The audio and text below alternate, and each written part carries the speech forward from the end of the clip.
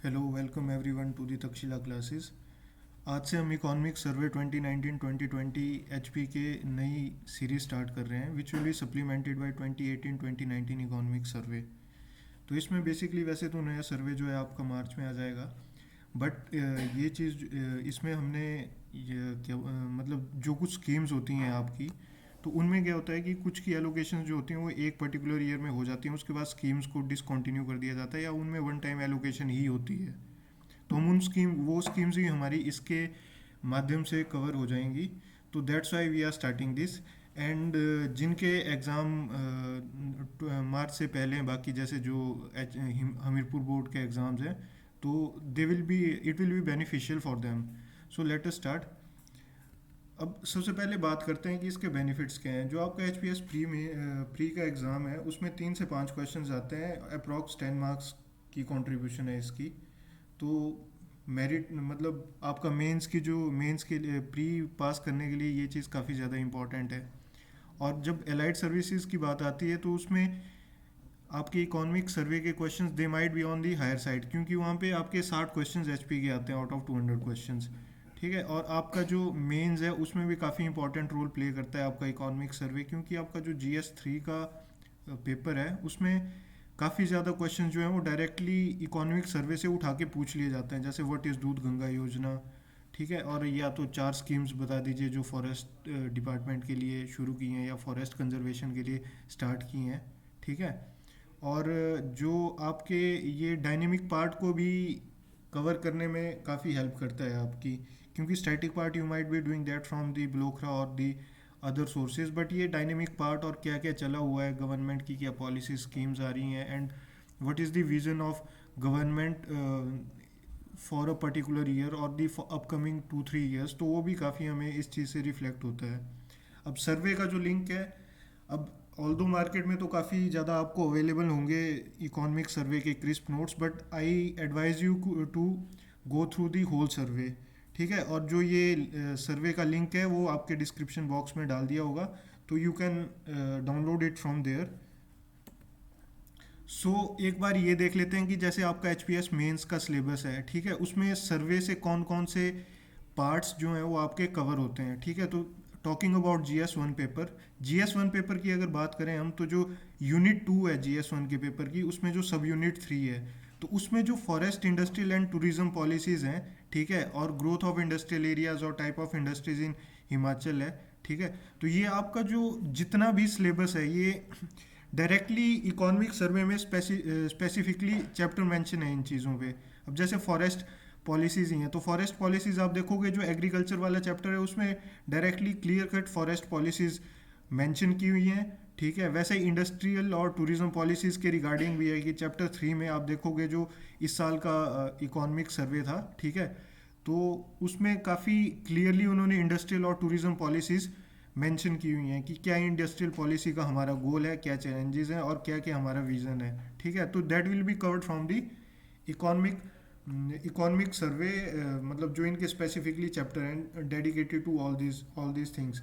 अब बात करें GS2 के पेपर की, तो GS2 के पेपर की जब हम बात करेंगे तो उसमें जो यूनिट 2 सब यूनिट 3 है, तो उसमें डायरेक्टली एक मतलब पर्टिकुलर सिलेबस में मेंशन किया हुआ है programmes and policies for the welfare of differently abled persons women and children in Himachal प्रदेश।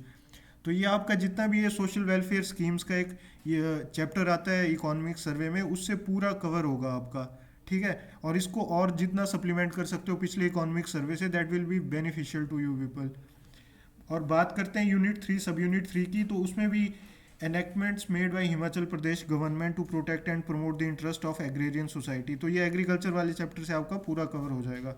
ठीक है, और उसके आगे आपकी आती है policies for the socio economic development of schedule caste and schedule tribe. अब सोशियो इकोनॉमिक की जब बात करेंगे तो जितनी भी मतलब सोशल बेसिस पे मतलब उनको अपलिफ्ट करने के लिए, और क्या बोलते हैं इकोनॉमिक में मतलब उनकी एंटरप्रेन्योरशिप डेवलप करने के लिए, तो ये जितनी भी स्कीम्स हैं ये भी आपको वहाँ पे मिल जाएंगी। और GS3 के पेपर में तो इसकी इंपॉर्टेंस आप इग्नोर ही नहीं कर सकते हो कि आई मीन टू से कि जैसे 200 नंबर का आपका GS3 का पेपर होगा तो एटलीस्ट 40 to 50 मार्क्स का आपको GS इकोनॉमिक सर्वे से ही आपका जो है वो कवर हो जाएगा। और सप्लीमेंट की अगर बात देखी जाए कि किसी क्वेश्चन में आपने सप्लीमेंट करना है तो it might and on 80 to 90 marks.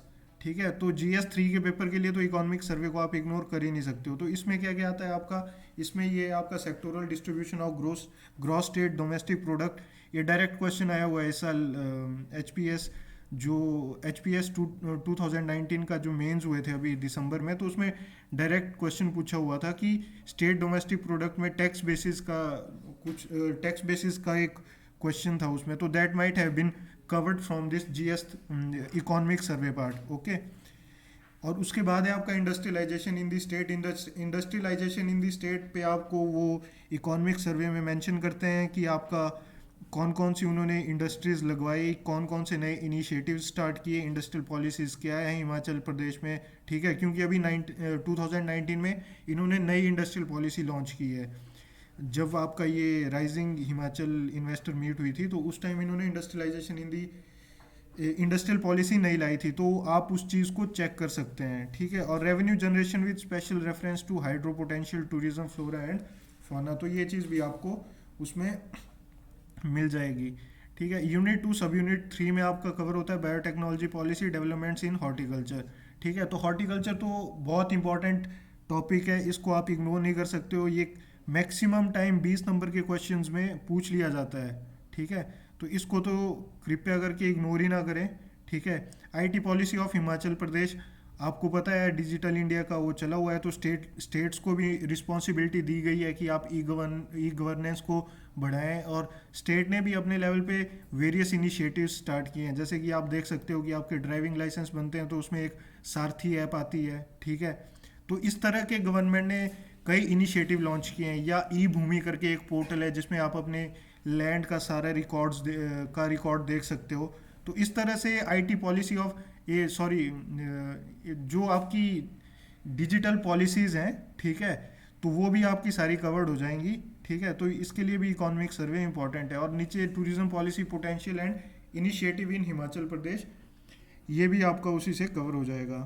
तो ये मोटिव इस चीज़ का ये था आपको बताने का कि जस्ट आपको एक ब्रीफ आइडिया मिल जाए कि इस चीज़ की इम्पोर्टेंस कितनी है, कि इस चीज़ को आप इग्नोर नहीं कर सकते हो। क्योंकि होता क्या है, मोस्ट ऑफ द टाइम हम स्टैटिक पार्ट करके चले जाते हैं, डायनेमिक पार्ट को हम ये सोच के इग्नोर करते हैं कि 2-3 क्वेश्चन आएंगे उसमें भी मतलब काफ़ी फिगर्स वगैरह पूछी जाती हैं, तो that will be hard nut to crack. So हम जनरली इग्नोर कर देते हैं उस चीज़ को। बट अब आगे मैं आपको क्वेश्चंस बताता हूँ कि प्रीवियस ईयर एग्जाम्स में क्या क्या क्वेश्चन आए थे। और इसमें जितने भी मैक्सिमम क्वेश्चंस हैं, ठीक है, ये HPS 2019 के मैंने उठाए हुए हैं, मतलब जो अभी दिसंबर 2020 में कंडक्ट हुआ था। तो सबसे पहले बात करते हैं, discuss the major tax and non tax revenue sources of Himachal Pradesh. तो ये जिस व्यक्ति ने इकोनॉमिक सर्वे पढ़ा होगा उसने काफ़ी अच्छे तरीके से अटेम्प्ट किया होगा इसको। ठीक है, और था भी 8 मार्क्स का, तो इसकी इंपॉर्टेंस भी काफ़ी ज़्यादा है। ठीक है, आगे है problems and prospects of micro small and medium enterprise in Himachal Pradesh. तो ये भी सारा आपका मतलब इकोनॉमिक सर्वे से है, और ये स्टैटिक पार्ट से आप कवर करने भी लगोगे लेकिन उसको सप्लीमेंट नहीं कर पाओगे उतने अच्छे तरीके से अगर आपने इकोनॉमिक सर्वे नहीं पढ़ा होगा तो। ठीक है, उसके आगे 20 नंबर का क्वेश्चन था एक, explain in detail about various promotional themes of tourism in Himachal Pradesh, also discuss the concept of eco tourism in context of sustainable development of Himachal प्रदेश।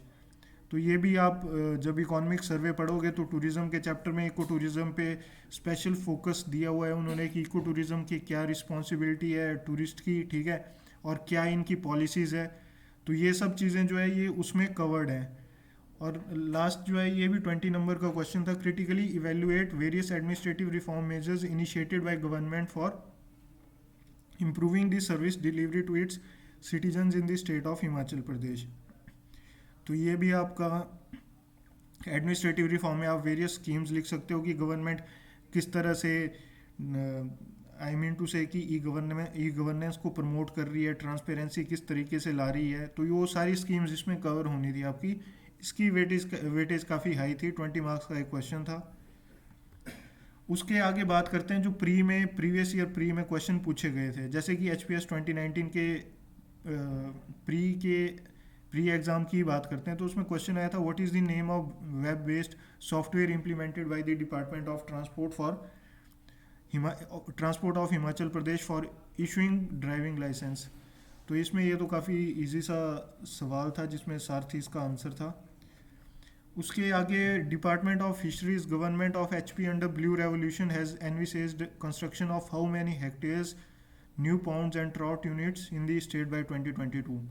अब देखो ये एलाइड सर्विसेज में क्वेश्चन पूछा था, ठीक है। अब इसके लिए तो जिसने इकोनॉमिक सर्वे मतलब पूरे ढंग से रिवाइज किया हुआ है वही इसको आंसर कर पाएगा, बाकियों के लिए it is not their piece of cake, ठीक है।